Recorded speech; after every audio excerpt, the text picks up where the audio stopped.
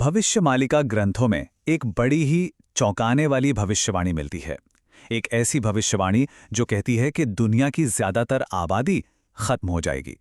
पंडित काशीनाथ मिश्रा की व्याख्या को अगर देखें तो ये सिर्फ आने वाले कल की कोई चेतावनी नहीं है, बल्कि शायद हमारे आज की हकीकत का ही एक आईना है।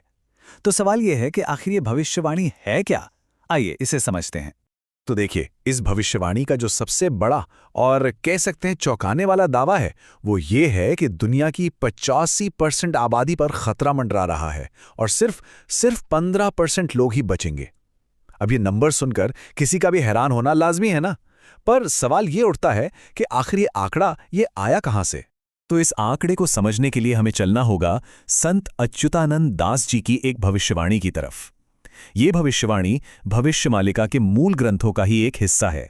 तो देखिए, ये जो मूल भविष्यवाणी है ना, ये दुनिया की पूरी आबादी को 4 हिस्सों में बांटती है और इसमें साफ साफ कहा गया है कि इन 4 में से 3 हिस्सों का विनाश हो जाएगा, बचेगा तो सिर्फ चौथा हिस्सा। अब अगर हिसाब लगाएं तो 4 में से 1 हिस्सा मतलब 25% लोग बचने चाहिए। सीधा सा गणित है ना? लेकिन कहानी में एक और ट्विस्ट है। कहा जाता है कि जो 25% लोग बचेंगे ना, उनमें से भी कुछ का विनाश होगा और सब कुछ होने के बाद आखिर में जो संख्या बचेगी वो होगी सिर्फ 15%। और इसी आधार पर यह कहा गया है कि 85% लोग खतरे में हैं।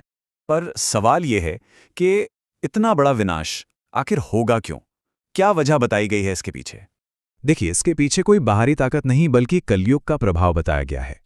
मतलब एक ऐसा दौर जब इंसानियत अपने नैतिक और आध्यात्मिक रास्ते से इतना भटक जाती है कि उसका अपना ही व्यवहार, उसके अपने ही कर्म उसके विनाश की वजह बन जाते हैं।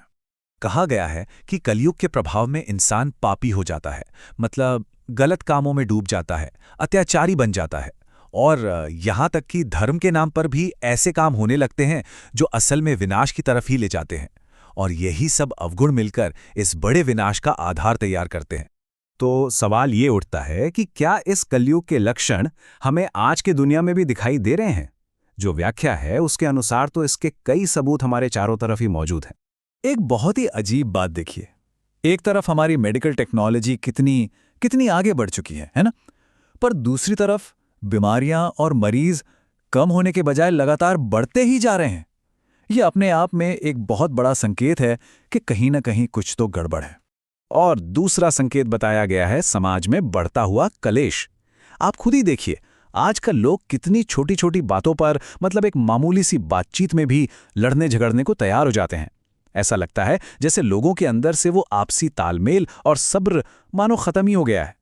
तो ठीक है, ये सारी समस्याएं तो हैं, पर क्या इनसे बचने का कोई रास्ता भी बताया गया है? इस मुश्किल दौर का समाधान क्या है? हाँ, तो इससे निपटने के लिए 3 रास्ते सुझाए गए हैं। पहला है, समय को समझकर कार्य करिए, मतलब हालात को पहचानिए और फिर कोई कदम उठाइए। दूसरा है, जीवन में पवित्रता लाना, मतलब अपने आचार विचार को शुद्ध रखना।